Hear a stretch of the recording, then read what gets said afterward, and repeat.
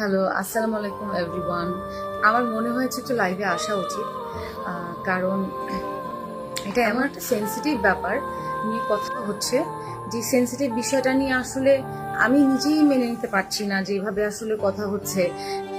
তানজিন তিশার ভাই গত 7 মাস হলো মারা গেছে। 7 মাস পরে তার কবর থেকে তার লাশ উত্তোলন করা হয়েছে।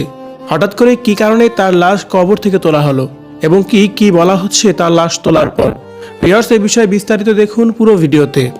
এবার মুন্সিগঞ্জের শ্রীনগরে 7 মাস পর কবর থেকে তোলা হয়েছে অভিনেত্রী তানজিন তিশার সহকারী ও জুলাই অভ্যন্তরে শহীদ আলামিনের মরদেহ। সোমবার দুপুরে শ্রীনগর উপজেলার বালাসুর কাশেমনগর কবরস্থান থেকে আলামিনের মরদেহটি উত্তোলন করা হয়। নিহত আলামিন ছোট পর্দার জনপ্রিয় অভিনেত্রী তানজিন তিশার সহকারী হিসাবে কাজ করতেন।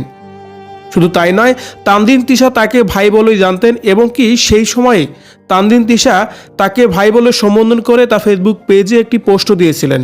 কিন্তু গতকাল সোমবার 10 মার্চ দুপুরে মুন্সিগঞ্জ জেলা প্রশাসক কার্যালয়ের সহকারী কমিশনার ও নির্বাহী ম্যাজিস্ট্রেট মাসুদ পারভেজের নেতৃত্বে এবং উত্তরা পশ্চিম থানা ও শ্রীনগর থানা পুলিশের তত্ত্বাবধানে শ্রীনগর উপজেলার বালাসুর কাশেমনগর কবরস্থান থেকে আলামিনের মরদেহ উত্তোলন করা হয়।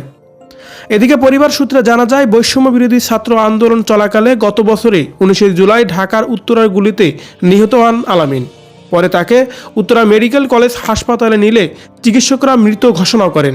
পরবর্তীতে সময়ে ময়নাতদন্ত ছাড়াই 20 জুলাই শ্রীনগর উপজেলায় কাশিমপুর কবরস্থানে তার গ্রামের বাড়িতেই দাফন করা হয়। এই ঘটনায় 4 মাস পর ডিসেম্বরে নিহতের বড় ভাই বাদল মিয়া বাদী হয়ে উত্তরা পশ্চিম থানায় একটি মামলা দায়ের করেন। এবার আলামিনের বাবা আইফ খলিফার সম্মতিতে কবর থেকে লাশ উত্তোলন করে ময়না তদন্তের জন্য মুন্সিগঞ্জ জেনারেল হাসপাতালে প্রেরণ করেছে পুলিশ।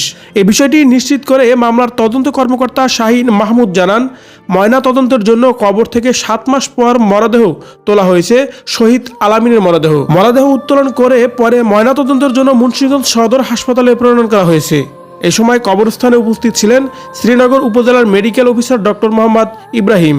ভিউয়ার্স, গত 5 আগস্টের যে আন্দোলন, সেই আন্দোলনকে কেন্দ্র করে তানজিন তিশার এই সহকারী গুলিবিদ্ধ হয়ে মারা গিয়েছিলেন।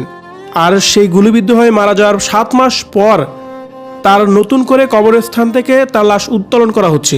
এই বিষয়টাকে আপনি কিভাবে দেখছেন? কমেন্ট করে জানিয়ে দিন কমেন্ট বক্সে।